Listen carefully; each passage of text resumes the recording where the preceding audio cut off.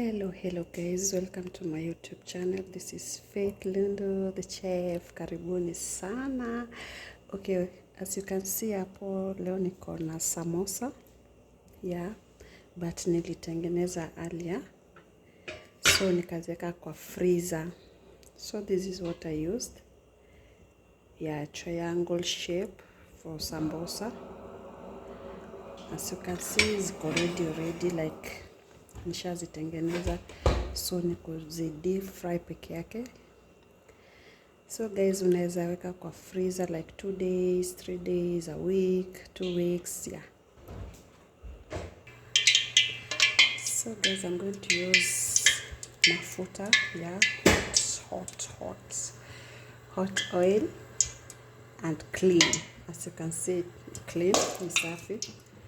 And I have my chupa there.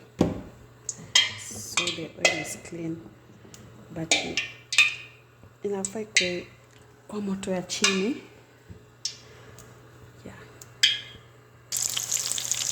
So guys, when making sambusa, you make sure unazipendua kiasi pole pole.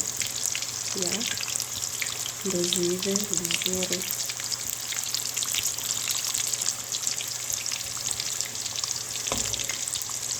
So sambusa zangu nimeweka sukari kijiko moja, yeah, to taste.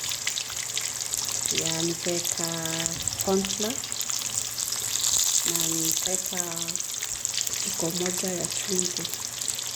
Yeah, so that's my sambusa, as you can see.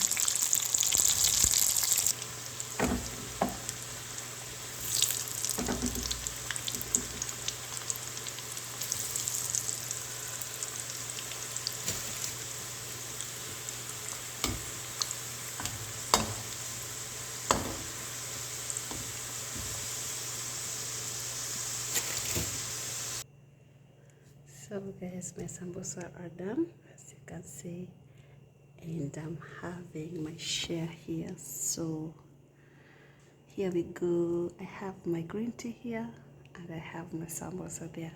So guys, see you in my next video. Bye. Please like, share and comment.